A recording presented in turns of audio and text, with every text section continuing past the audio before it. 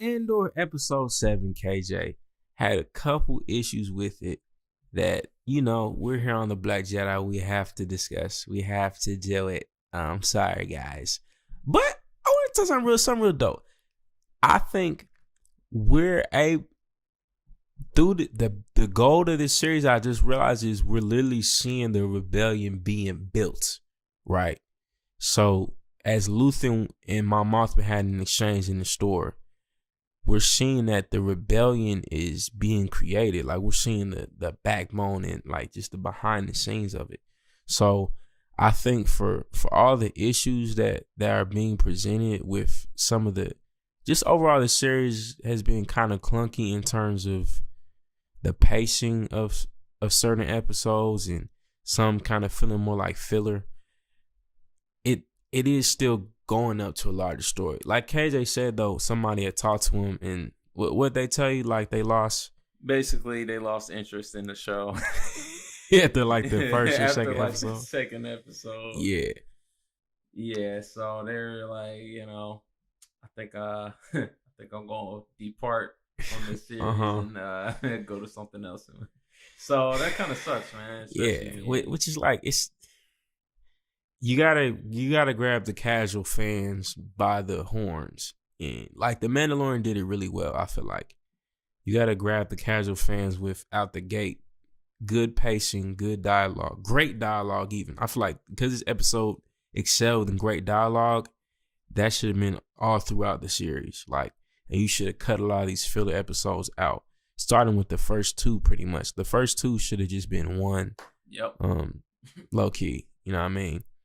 But, that's why I say we're getting to see the rebellion being built. But in the same token, and funny use the word token, we're seeing kind of the same patterns of people being left behind in the rebellion. Started with Cinta, right? So I was low-key hype in the recap because I saw Cinta was in the recap at the beginning. And usually when they do recaps, they're going to bring like those certain characters back in. Right. So off the rip, I think we discussed it in the last podcast, but we were wondering, like, is Cinta going to return? Well, she did return in this episode, right? Yeah, true. But how long did she I don't need to think a second, bro. I don't think it was a second. Like a millisecond. I feel like the Star Destroyer had more. Yeah, bro, the Star Destroyer had more PT than her. Had more airtime, literally. You feel me? Than Cinta, bruh. Bruh. That's what I'm saying. And it's like, yikes. Yeah, that Star Destroyer had more PT than Cinta, bro. That Star Destroyer was really in the field. That Star Destroyer in the field, was starting. Yes, bro. Field, I know. On the basketball court. Yes. And Cinta she benched. She's benched. I think she's a spectator at this point in time. Yeah, probably. And here's the thing, guys. You gotta realize, we talked about this last time, but this is I want to say she was the first woman of color character in the series. And so far, she got left behind in the other. Like, so far, she just got in minimal lines. And then she was just stone cold and fearless. And then she's a LGBT character, which is cool, right? But then she's basically not given any other dialogue, any other lines, any other appearance besides the fact that she's seeing a Star Destroyer go over her head. And then that's all we see from. We don't like she's getting a little speeder bike, but nothing else is happening with her character. Where are you going? Like, yeah, it's literally, where are you going? Where is the character going? Where is the story going for Cinta? Why are you ready? Yeah. It's basically like, here's the thing. They could have easily given her a little bit more shine than that dude Edie, Cyril, the dude that's Cyril. Like getting, you know what I'm saying, his Uncle Harlow putting them on, saying, what's popping? Right. Got eyes, so it's just like, bro, why did you guys put her in the story for now? And here's the thing, we got more voice from Vel, right? When the other, I don't know the lady's name yet. We got more voice from Vel talking about, can I get a message out to her? You know what I'm saying? But Vel's getting more spotlight. Vel, she's going to be put in a tough predicament. She got to like get rid of Cassian, right? Mm-hmm. But it's like Vel's getting more emotion and story as the partner of Cinta than Cinta's getting, right? And it's like the expectation of, basically the way y'all just did Cinta, right, is the pattern of supporting and sidelining actors of color and characters of color and not giving her proper character development. And we kind of low-key see somewhat the same with the flashback that happened in the city. I forget that Ferrix or whatever. Mm-hmm. We saw the flashback of Clem, the black dude, right? And he's like trying to get the other people to stop when they throw rocks at the clones or whatever, which is an interesting flashback, you know what I'm saying? But then we find out that he got hung. Crazy. Got hung for a crime he ain't do. Uh-huh. And that relates to a lot of stuff that go on right now. Come on now. Oh, come on now, Kate. It's time. Yeah, bro. For a crime he ain't even do, bro. Yes. They hung him. They hung him, bro. They lynched this man. This black man was lynched for a crime he didn't commit in Star Wars. Do you realize the writing that you're doing when you make stuff like that? Like you're literally talking about lynching a black man for a crime he didn't commit. And I'm not saying you can't portray stuff like that. Right. But think about the context of a black man is lynched for a crime he didn't commit. And then it's just a real quick flashback too. You know what I'm saying? I thought we was going to get a little bit more backstory on him. We get no back. Basically, he's just an accessory to why now Marva is wanting to be in there. Because she said, I don't pass by that square because of where they hung Clem at. But we don't really get to know Clem's character at all. We just know now he was hung. You feel me? So it's just like, okay. Star Wars, you low-key re-traumatized your black audience because you restricted this black man to being lynched. And you made it a quick flashback too. You know what I'm saying? So he's not even in this. I don't know. So that's a problem. You know what I mean? That's a problem that you're not giving him any type of character development. Right? I mean, we're seeing that he's like somebody that's sticking up for people, but we're not seeing any other human parts of him. You know what I mean? Outside of his connection to Cassian, trying to evade the Empire, and maybe his disdain for the Empire. So that's a problem, man. That's a problem. A black man is lynched on your show. Holla at me, writers, because we need to rectify these type of situations. But then we had the scene, which I don't feel like it's as much a problem. I kind of liked it, but then it's still kind of playing into the antagonist thing about Blevin, which I kind of predicted earlier. Like, I think it naturally made us root for Miro or Dedra to get the dub and Blevin to take the L, because like I said, she ended up getting the dub, and then the head supervisor, I wrote his name down, Partagrass, right? Yeah. So now he's like bringing her up under his wing and basically giving her that, you know what I'm saying, well played and all that. Like this white lady now the antagonist. Probably gonna sweeten her up and then, gonna sweeten her up and take her shine. Exactly. You feel me? So now Blevin is like the antagonist. Now he's the bad guy, the black man in the room. And there's this other black man in the room actually too. This old black man, I noticed he ain't say nothing. No, he ain't get no lies. Same thing happened in the scene in my Mothman at the party. It was two black ladies I noticed. One who was bald and this other had like a perm, like short hair pipe perm. But that was just kind of extras in there. So these black characters kind of be thrown here and there, you feel me? But mainly as antagonists or as minimal roles given. But probably the most foul thing we got to talk about was the end. You know what I'm saying? The ending. So a couple things. I feel like it was really rushed.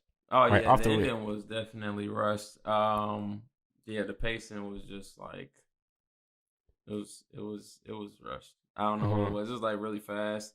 It was just like, which I feel like they're trying to make that tension happen, but yeah, it was just like got done with the Imperial stuff and then just like went black and then it went to like ocean or like Seacoast with like this strange music. Bro, I don't know what kind of music, bro, but the music was my thing, trash. I'm gonna be honest with you, man. It was Buns McGee, bro. Bro, I don't know what that was, but that music was not Star Wars. Bro, I'll tell you that. Bro, please holler Wasn't even suspenseful, bro. Not at all, bro. It just felt goofy. Yeah. It felt out of place. Here's my thing, bro. I don't even have beef with like techno or house type music, like this synth type of vibe. I feel like it could have been done well. I really do think it could have. And I think they're trying to introduce these new elements to Star Wars, which is fine. Yeah. But it reminded me of when they tried to do that in Boba Fett with that Inspector Gadget type of black dude, right?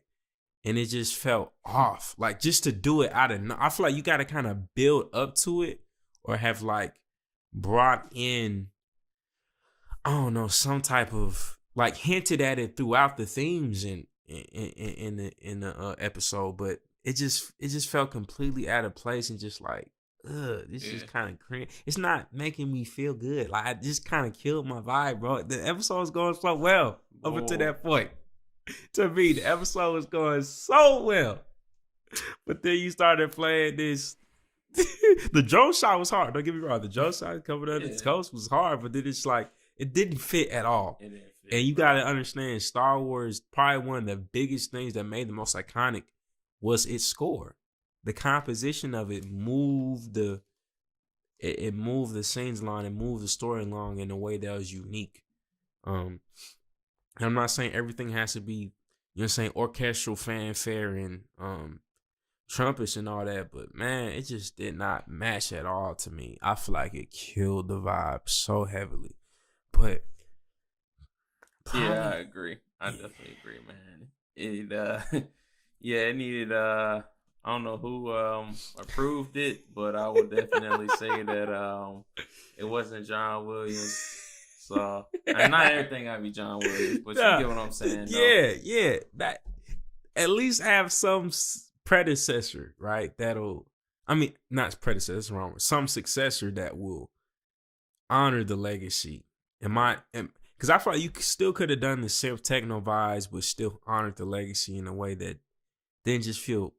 It just felt cheesy to me, to be honest with you. Yeah. It came across as so cheesy in contrast to the previous scenes. I think you got to introduce it better. So definitely thumbs down, and don't do that again. Please do not do that again. Don't try that. Don't try that. That's not it, man. It's not it. So, secondly, we got to talk. So, like I said, this scene was very rushed, right? Probably my biggest beef. Right, they had this. I don't even feel like I want to talk about this. They had this scene. It's cutting to now. His name is Cashin, right? But now his name is Keith Gergo. Chief Keith. Sosa. Yeah, Sosa. You know what I'm saying? Oh, bro. You know what I'm saying? Through hard. You feel me? They got him. They got him Chief Keef status, boy. He getting it in, boy. Oh, yeah. He with this black lady now all of a sudden. And no, we don't know anything about her. We know her name because I keep the subtitles on, so that's how I knew her name. You feel me? I don't think you said her name at all. But apparently, you know what I'm saying, she's in the bed chilling. We can assume what happened, you feel me? As fans. So it's like, okay, so she's there. We don't get no exposition on her. But then the stuff that happens afterwards is what really gets me. So Keith Gergo, now after being with this black lady, is on his way to the store. It's always laughable, man. It's always laughable, bro. He's on his way to the store. And now this man is really a character of color. Because he's around crime. And all of a sudden, he's profiled. Whoa. As a part of criminal activity. and he's trying to explain he's a tourist, but he receives injustice. Where he's given originally it's 6 months, right? But then the imperial judge is like, okay, now it's 6 years, buddy. Whoa. All for they said what this imperial like damaging their property, resisting imperial yeah, got caught up by a shore trooper. Caught up by a shore trooper. Yeah. That's actually pretty cool. Shore trooper. Yeah, the shore troopers was kind of hard. I can't hold you. Like they look dope. Yeah, I can't hold you. Like, bring them back for sure. Oh yeah. But basically saying like he's resisting arrest, you know what I'm saying, type of vibes, you feel me? Yes. And it's like they're treating this dude like a black man in the 80s. Whoa. But here's a catch. After being with this black lady who we don't get to know anything about. You feel me? Zero. We know nothing about her. We rush that whole little scene, and she's essentially a sex object. She's reduced to that. We don't see anything else about her. Maybe with the way they did Cinta, I'm not hopeful that she'll appear in the next couple episodes. You feel me? But now we might see the development of him, why getting into the rebellion, because now he's like, okay, it's affecting my life. It's kind of how it is, like, right, with even life, right, certain, you know what I'm saying? Right, exactly. You know, you get to see how things go. When certain people experience injustice, that's how they get into the struggle, right? But he's trying to live his life, and it's just, at this point, I don't think it's unintentional the way you guys are doing these characters. Whoa. By making him experience injustice after being with a black woman. Like, to me, that's problematic.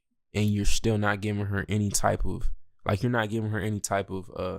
development or introduction, right? She's solely just kind of a side piece essentially to Cashin, because we know Cashin, well, we don't know the time gap. It might have been I don't know, couple years potentially. I doubt it though. Like, but do we even know that he's over a big shit? You know what I'm saying? Like, you know what I'm saying? The lady that was back in Ferris with his moms, you feel me? Right. Like, it looks like Wendy is just a rebound for Cashin. Oh yeah. But now it allows him to be caught up in the struggle for being profiled as, like I say, it look like he a black man in the 80s, man. Going to the store, it gets locked up for 6 years. Yeah, bro. So all that to say, man, that's a huge Star Wars. You have to do better, like you said. And you had a black man this episode lynched real quickly. You had Santa given less airtime than a ship, an object, and then you had Wendy as a sex object. This is not doing well. This is not going well on the score of diversity and equity. You feel me? Like, you're putting the characters in here randomly, but you're not doing them right, man. Just do right by us, man. I promise, bro. It's not hard. It's not hard. And by after these type of things, it just looks like y'all are intentionally doing this. You feel me? So let us know what y'all think, though. Comment below. What do you think about these problems and how to solve them? How you solve them? Hire better writers. Hire diverse writers, right? Hire us. Holla at us. We can get you right, because we put in reps on the different issues with the other characters in this series, and we've been talking about the other black voices, so we worth our weight in gold when it comes to this stuff. You feel me? We're worth our weight in gold. So yeah, comment below what y'all think. Make sure you like this video, subscribe to the YouTube channel, and we will see you next time on The Black Jedi.